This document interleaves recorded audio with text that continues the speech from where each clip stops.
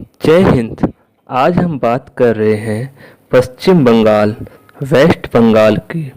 आखिर 1904 में बंगाल को क्यों और किसने तोड़ा? भारत के पूर्व दिशा में होने के बाद भी बंगाल का नाम पश्चिम बंगाल क्यों रखा गया? ये सारी जानकारी हम इस वीडियो में साझा करेंगे। सबसे पहले हम पश्चिम बंगाल का मैप देखेंगे। जैसा कि आप देख सकते हैं, पश्चिम बंगाल भारत के पूर्व यानी ईस्ट में है।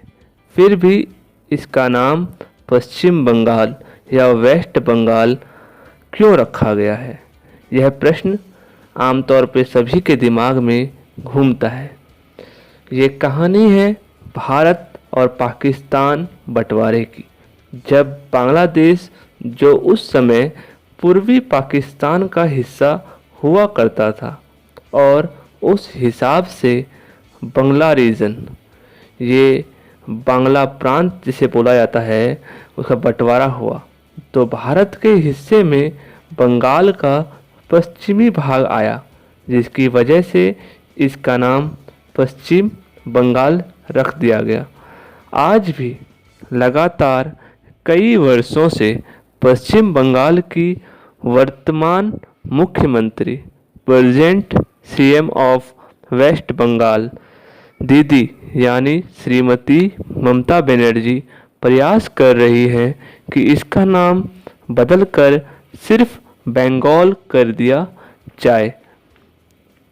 लेकिन जैसा कि हम सबको पता है कि केंद्र सरकार और दीदी में उतनी बनती नहीं है। इस पे केंद्र का हमेशा यही जवाब आता है कि दीदी, बंगाल और बांग्लादेश काफ़ी सिमिलर यानी मिलते जुलते नाम हैं, इस वजह से हम ये नहीं कर सकते हैं। अब बात करते हैं कि हम बंगाल के कुछ बेसिक फैक्ट्स क्या क्या हैं।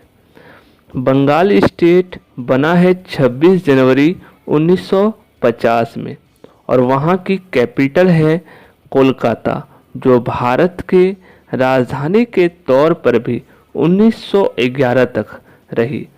1911 तक भारत की राजधानी के तौर पर कोलकाता ने काम किया। उसके बाद दिल्ली देश की राजधानी बन गई। और बंगाल में वर्तमान में 23 डिस्ट्रिक्ट्स हैं, और वहाँ की वर्तमान मुख्यमंत्री, present CM of West Bengal है ममता बनर्जी, और वर्तमान governor, present governor of West Bengal हैं जगदीप धनकर। अब हम बात करते हैं बंगाल की सीमा किन किन देशों से लगती है। जैसा कि आप सभी देख सकते हैं कि बंगाल की सीमा यानी बाउंड्रीज 3 देशों से लगती है। पहला है बांग्लादेश, फिर नेपाल और भूटान। भारत के 5 राज्यों से भी बंगाल की सीमा लगती है। पहला है उड़ीसा, झारखंड, बिहार, सिक्किम और आसाम। अब बात करते हैं बंगाल के इतिहास की। यहाँ पे मौर्य और गुप्त का साम्राज्य था।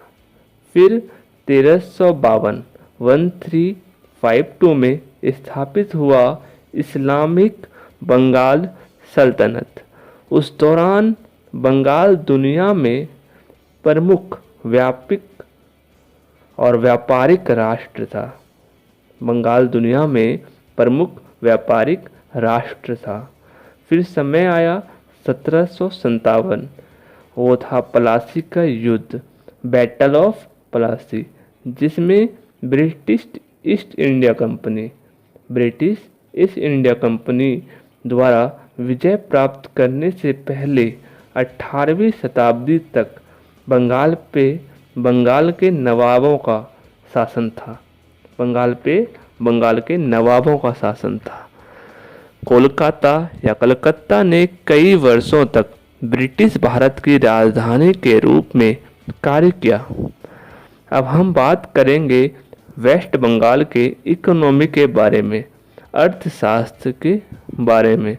जैसा कि आप सभी को पता होगा, वेस्ट बंगाल फॉर्मर बंगाल प्रेसिडेंसी का हिस्सा है, जिसके अंदर पहले बंगाल, बिहार, उड़ीसा, असम और आज का बांग्लादेश भी आता था।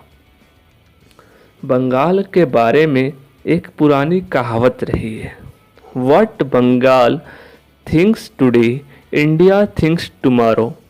इसका मतलब है कि जो बंगाल आज सोचता है वो भारत कल सोचेगा।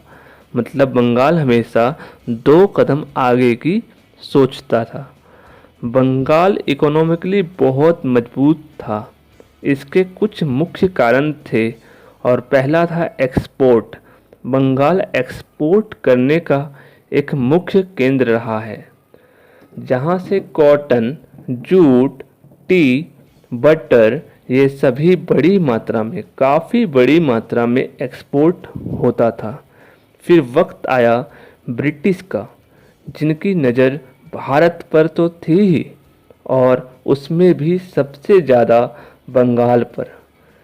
1757 बैटल ऑफ पलासी, पलासी का युद्ध और 1764 में बक्सर की लड़ाई, बैटल ऑफ बक्सर के बाद ब्रिटिशर्स ने अपना कंट्रोल स्थापित किया। उसके बाद से ब्रिटिशर्स ने वहाँ की सारी रिवेन्यूज़ यानी कमाई पर अपना कंट्रोल कर लिया। भारत में सबसे ज़्यादा बंगाल को ही लुटा गया है। फिर धीरे धीरे खेल शुरू हुआ और ब्रिटिशर्स के डिवाइड एंड रूल यानी फूट डालो शासन करो नीति का शुरुआत हुआ। 1943 में 1943 में द ग्रेट बंगाल फेमिन में 30 लाख लोग भुखमरी से मर गए। और आप सोच सकते हैं सबसे विकसित प्रांत बंगाल प्रांत की स्थिति अंग्रेजों ने क्या कर दी थी। ब्रिटिशर्स के फूट डालो शासन करो की नीति बंगाल के बंटवारे से शुरू हुई। 1874 में 1874 में आसाम को बंगाल को सबसे पहले अलग किया गया। आसाम को बंगाल से सबसे पहले अलग किया गया, जहाँ से टी प्लांट यानी चाय की पत्ती आती थी, जो विश्व में काफ़ी मशहूर थी और आज भी पूरी दुनिया उसका स्वाद चख रही है। फिर 1912 में बिहार और उड़ीसा को भी बंगाल से अलग कर दिया गया।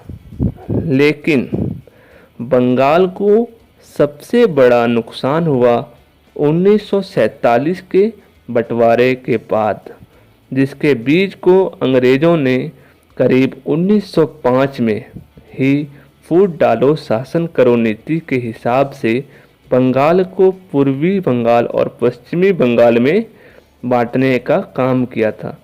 ईस्ट बंगाल, जिसे आज बांग्लादेश कहते हैं, मुस्लिम बहुसंख्यक था और वेस्ट बंगाल हिंदू बहुल हुआ करता था।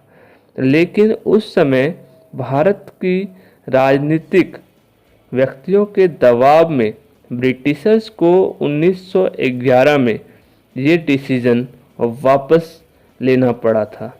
लेकिन उसी समय ब्रिटिशर्स ने अपना खेल खेला था, जिसका नतीजा हुआ 1947 में, जिसमें कि पूर्वी बंगाल को पाकिस्तान का हिस्सा बना दिया गया और जिसे पूर्वी पाकिस्तान कहा गया। उसके बाद 1971 में पाकिस्तान से अलग होकर बांग्लादेश बना, जिसकी बात हम किसी और वीडियो में करेंगे।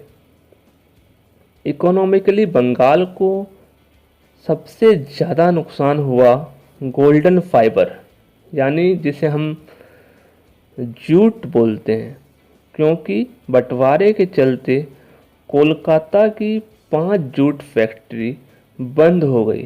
कुल मिला के 5 जूट फैक्ट्री बंद हो गई और इसका सबसे बड़ा कारण रहा कच्चे माल रॉ मटेरियल की कमी, जो पूर्वी बंगाल यानी बांग्लादेश से आती थी। बांग्लादेश बन जाने के कारण त्रिपुरा से आने वाली चाय टी ऑफ त्रिपुरा पे ज़्यादा किराया देना पड़ रहा था, जो पहले डायरेक्ट बांग्लादेश के रास्ते पश्चिम बंगाल में आता था। ट्रांसपोर्ट महंगा तो सब महंगा। फिर बात आती है रिफ्यूजी के प्रॉब्लम को भी बंगाल ने झेला। 1947 1947 से लेकर के 1971 तक ऐसी ही एक रिपोर्ट है। करीब 60 लाख लोगों ने 1971 1971 में भारत में प्रवेश किया और शरणार्थी के तौर पर रहना शुरू किया, जिनका अतिरिक्त बोझ भारत सरकार और पश्चिम बंगाल सरकार पे पड़ा। 2011 सेंसस के रिपोर्ट में बताया गया कि वेस्ट बंगाल भारत के सबसे घने आबादी वाले मोस्ट पॉपुलेटेड पॉपुलेशन राज्यों में से एक है। मोस्ट पॉपुलेटेड पॉपुलेशन में एक है। रिसोर्स कम और पॉपुलेशन ज़्यादा, सीधा सा रूल है डिमांड और सप्लाई का। 60% से ज़्यादा बंगाल की आबादी आज भी खेती पर निर्भर करती है। अब बात करते हैं गुड न्यूज़ की। अब बात करेंगे गुड न्यूज़ के बारे में। भले ही बंगाल को जहां आज होना चाहिए था वहां ना पहुंच पाया हो, लेकिन फिर भी वहां की प्रति व्यक्ति आय राष्ट्र प्रति व्यक्ति आय के आसपास ही रहा है। पर कैपिटा इनकम इंडिया के आसपास ही रहा है। अगर बात करें आर्थिक स्थिति की तो कभी भी बंगाल की स्थिति बिहार, यूपी, एमपी जितनी खराब नहीं हुई। अब बंगाल की स्थिति सुधर रही है। सबसे बड़ा कारण है एफडीआई, फॉरेन डायरेक्ट इन्वेस्टमेंट। करीब 2000 से 2020 तक यहाँ FDI, foreign direct investment $6000 millions रहे। $6000 मिलियन एफडीआई वेस्ट बंगाल में पिछले 20 सालों में हुई है। वेस्ट बंगाल में 21 SEZ स्पेशल इकोनॉमिक जोन है, जिसमें से 7 अभी काम कर रहे हैं और यहाँ के जीडीपी में आसनसोल, दुर्गापुर, कोलकाता, खड़गपुर और हल्दिया का महत्वपूर्ण योगदान है। जीडीपी यानी ग्रॉस डोमेस्टिक प्रोडक्शन में वेस्ट बंगाल में कुल मिला के 5 IT information technological SEZ special economic zone हैं, जिसकी सोच है 2030 तक 2030 तक 25% ऑफ आईटी एक्सपोर्ट को बढ़ाना। केवल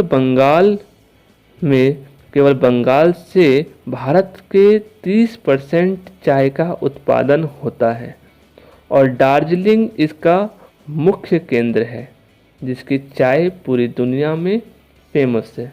जो अपनी बेहतरीन चाय के लिए पूरी दुनिया में फेमस है, दार्जिलिंग। बंगाल में करीब 2 मिलियन टन मछली उत्पादन हर साल होता है। 2 मिलियन टन मछली का उत्पादन हर साल होना अपने आप में ही बहुत बड़ी बात है। 2017-18 में चावल का सबसे बड़ा उत्पादक भी वेस्ट बंगाल यानी कि पश्चिम बंगाल रहा है। यहाँ टूरिज़्म के भी काफ़ी स्कोप हैं। 2019 में करीब करीब 8 करोड़ भारत के एवं 18 लोग विदेश के यहाँ पे घूमने आए। कुल मिला के 18 लाख विदेशी पर्यटक यहाँ पर घूमने आए। आने वाले टाइम में बंगाल और भी तेज गति से आगे बढ़ने वाला है, क्योंकि इंडियन ऑयल IOC करीब 10,000 करोड़ रुपए हल्दिया रिफाइनरी में इन्वेस्ट करने वाली है। GECL great eastern energy corporation limited भी करीब 2 बिलियन डॉलर शेल गैस को भी निकालने के लिए रानीगंज, जो बंगाल में है, रानीगंज में इन्वेस्ट करने जा रही है। तो फ्रेंड्स, ये थी बंगाल की कुछ जानकारी। आने वाली वीडियोस में आप किस स्टेट की जानकारी चाहते हैं, कमेंट करके ज़रूर बताएं। जय हिंद।